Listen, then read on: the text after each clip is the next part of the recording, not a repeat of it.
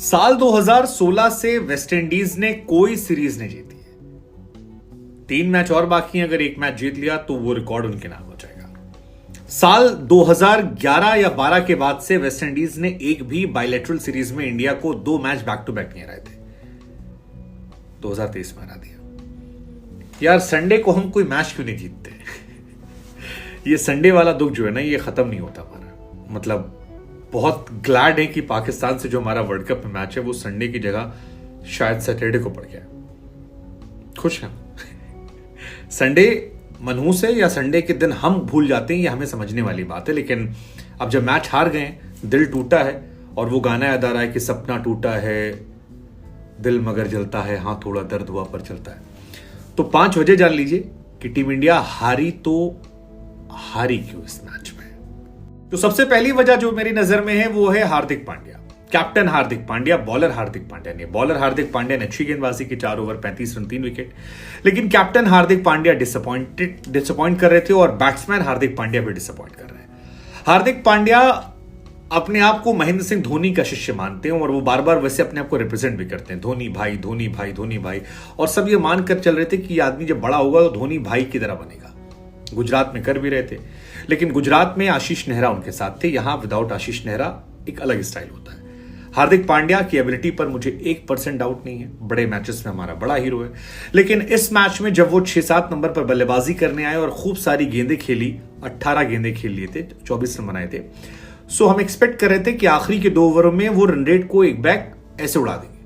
लेकिन जब उड़ाने की बात आई तो उनका डंडा जो है वो अलजारी जोसेफ ने उड़ा दिया और उसका असर ये रहा कि जो 165-170 बनना था वो 152 हो गया और वहीं से आधा मैच हमारा निकल गया। सो वहां पर एक जिम्मेदारी भरा फैसला नहीं था उनका, सही से शॉट सिलेक्शन नहीं था। उसके बाद गेंदबाजी में युजवेंद्र चहल को 1 ओवर कम करवाना, अक्षर पटेल से गेंदबाजी ना करवाना, यह भी एक बेवकूफी भरा फैसला था। क्योंकि आपके दोनों स्पिनर ने सबसे अच्छी गेंदबाजी की, 8 के नीचे इकॉनमी दोनों स्पिनर की। युजवेंद्र की तो 6 की थी, लेकिन उनसे ओवर नहीं करवाया गया। वो एक शॉकिंग फैसला था क्योंकि उन्होंने 2 विकेट निकाल लिए थे। और अक्षर पटेल का इस्तेमाल ना करना क्यों, मेरी समझ से परे था। दूसरी सबसे बड़ी वजह है पावर प्ले में टीम का कूड़ा प्रदर्शन करना। मतलब पावर प्ले वो टाइम होता है जब आप रनों की रफ्तार को 7वें आसमान पर ले जाते हैं। आपने निकोलस पूरन को देखा होगा कि जब रवि बिश्नोई गेंदबाजी करने पावर प्ले में आए थे तो उनको कैसे ताबड़तोड़ शॉट मारकर टीम का स्कोर फर्श से अर्श पर पहुंचा दिया। लेकिन इंडिया के ओपनर्स ने खराब शुरुआत की और पावर प्ले में आपके केवल 34 पे 2 थे। अब पावर प्ले वो टाइम होता है जब आपको यार तहलका मचाना होता है, दिखाना होता है कि आप क्या कर सकते हो। और पावर प्ले का T20 में रोना आज का नहीं है। एक जमाने में रोहित और राहुल खेल रहे थे, तब भी हम दुखी थे कि यार KL राहुल आते हैं, नहीं कर पाते हैं। रोहित बीच में तेज खेलने लगे थे, लेकिन रोहित के साथ वाले उल्टा सीधा कर रहे थे।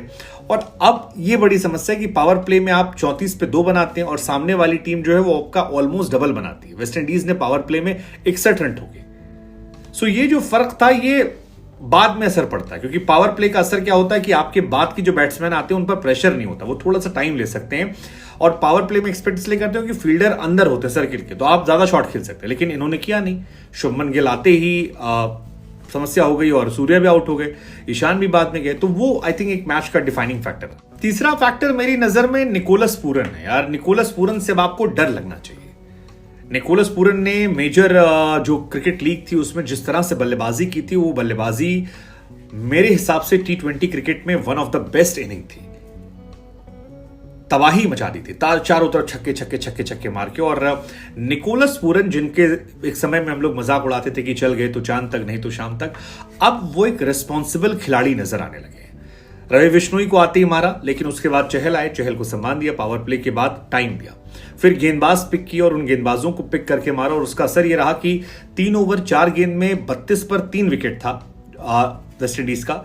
लेकिन उसके बाद निकोलस पूरन की इनिंग का असर था कि 9 ओवर 5 गेंद में 89 बन गया था, जिसमें पॉवेल के 19 बॉल पे 21 रन है, ऑलमोस्ट रन अ बॉल खेल रहे थे वो। लेकिन निकोलस पूरन ने वहां बहुत जबरदस्त बल्लेबाजी की, एक और अर्धशतक ठोका और 167 के स्ट्राइक रेट से बल्लेबाजी, 6 चौके और 4 छक्के। सो वो एक डिफाइनिंग इनिंग है। पहले भी T20 मैच में उनकी पारी इंपैक्टफुल थी, सेकेंड में भी इंपैक्टफुल थी और धीरे धीरे वो अपना एक ऑरा क्रिएट कर रहे हैं। और ये बात पॉवेल ने भी कही कि जिस तरह से चहल और कुलदीप को उन्होंने चहल और बिश्नोई को खेला उन्होंने, या इससे पहले चहल और कुलदीप को खेला था, लेफ्ट हैंड बैट्समैन का उनको गियर में लेना ये उनके लिए बहुत फायदेमंद हो जा रहा है, और ये एक बहुत बड़ी वजह रही वेस्ट इंडीज के इस मैच को जीतने की। अगली वजह मेरे हिसाब से जो थी वो थी वेस्ट इंडीज के तेज गेंदबाजों का इंडियन तेज गेंदबाजों से बेहतर प्रदर्शन करना। मतलब अगर उनके आप टॉप 3 बॉलर देखेंगे या टॉप 4 ले लीजिए, उसमें से 3 तो तेज गेंदबाज हैं। आप देखिए शेफर्ड को 4 ओवर 25 रन, जोसेफ को देखिए 4 ओवर 28 रन 2 विकेट, और आप होल्डर को देखिए 4 ओवर 29 रन 2 विकेट। अब 0 विकेट होल्डर ने विकेट लिए, लेकिन रन रेट जो है उन्होंने 6-7 से ऊपर वो नहीं गए, और इसका असर क्या रहा कि टीम इंडिया के बैट्समैन को एक्स्ट्रा रिस्क लेना पड़ रहा था तेज खेलने के लिए। हमारे यहां देखिए, हमारे यहां 3 गेंदबाज जो थे, हार्दिक पांड्या, अर्शदीप और मुकेश कुमार, इन 3 ने मिलकर 12 ओवर में 103 रन ठुकवा दिए। 12 ओवर में 103 रन। अब इस तरह की गेंदबाजी पे आप क्या उम्मीद करेंगे? और खासतौर पर जब चहल ने विकेट निकाल दिया था, हेटमायर जब आउट हुए थे, हेटमायर के आउट होने के बाद एक उम्मीद थी कि 129 पर 8वां विकेट गिर गया था, 152 चाहिए था। आपके अर्शदीप सिंह ने, आपके मुकेश कुमार ने आखिरी में 2 बल्लेबाजों को भी नहीं रोक पाए वो, और उसका असर यह रहा कि अकील हुसैन जो है 160 के स्ट्राइक रेट से मार कर गए। आपके अलजारी जोसेफ जो हैं वो भी 125 का स्ट्राइक रेट मेंटेन कर रहे थे, और आखिरी में 20-22-26 रन की पार्टनरशिप कर दी इन्होंने। सो आपके तेज गेंदबाज अगर निचले पुछल्ले 2 बल्लेबाजों को आउट नहीं कर पा रहे हैं और इतना बुरा पिट रहे हैं 12 ओवर में 103 रन, तो फिर आप मैच कैसे जीतेंगे इतने छोटे स्कोर में 153 रन में?